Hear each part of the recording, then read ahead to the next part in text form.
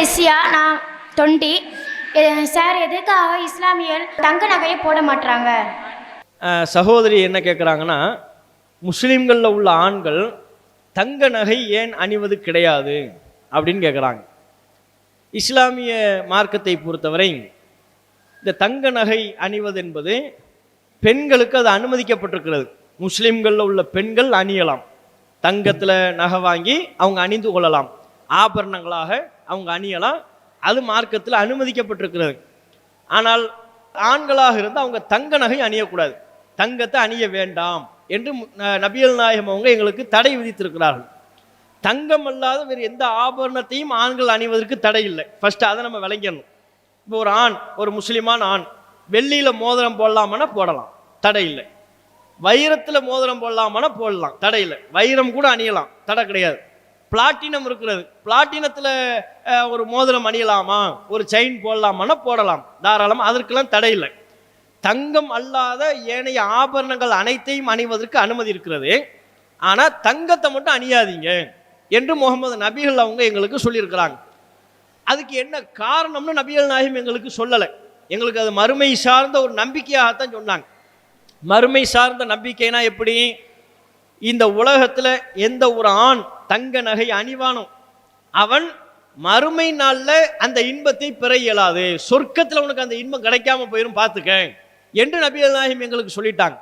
அப்போ இது எங்களுடைய நம்பிக்கை சார்ந்த, மறுமையினுடைய நம்பிக்கை சார்ந்த ஒரு விஷயமாக இது ஆகிவிடுகிறது. மறுமை சார்ந்த நம்பிக்கையின் விஷயம்னா என்ன?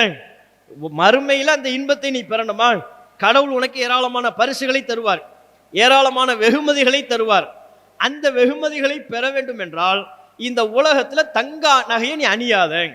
இது இறைவன் எங்களுக்கு போட்டிருக்கிற ஒரு கட்டளை.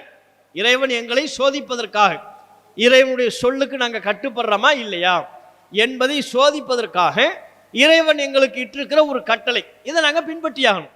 இப்போ சில கட்டளைகளுக்கு நாங்கள் விளக்கம் சொல்ல முடியும், சில கட்டளைகளுக்கு விளக்கம் சொல்ல முடியாது. கடவுளுடைய உத்தரவு, அவ்வளவுதான் நாங்கள் சொல்லலாம். இப்போ முஸ்லீம் அல்லாத இந்து பெண்கள் இருக்கிறாங்க, இந்து ஆண்கள் இருக்கிறாங்க, அவங்களுக்குன்னு பல சடங்கு சம்பிரதாயங்கள்லாம் இருக்கு. அந்த சடங்கு சம்பிரதாயங்களில் பல காரியங்கள் அவங்க மதத்தில் சொல்லப்பட்டிருக்கிறது, வேதத்தில் சொல்லப்பட்டிருக்கிறது என்று வைப்பார்கள்.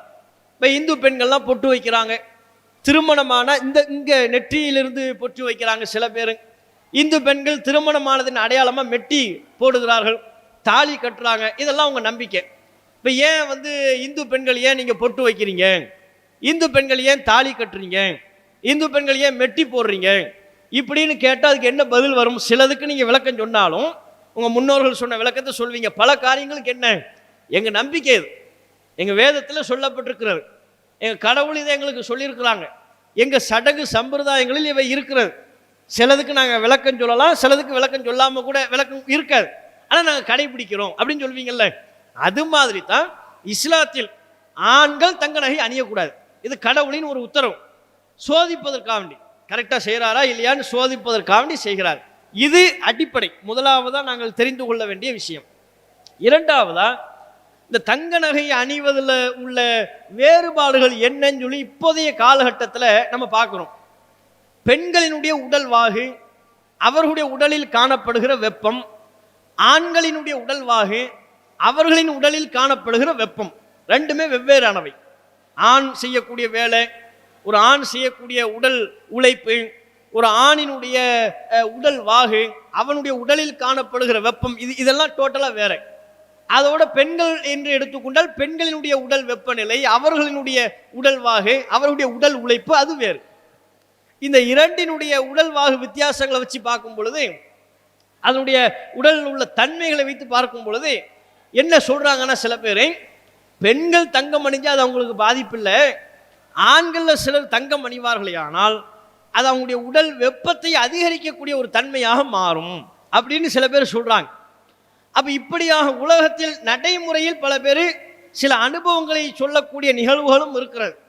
அதுதான் முழுமையான காரணம்னு சொல்ல இயலாது, அது ஒரு கூடுதல் காரணம். முதன்மையாக நாங்கள் சொல்லக்கூடிய காரணம் என்ன? இது எங்களுக்கு கடவுளின் உத்தரவு.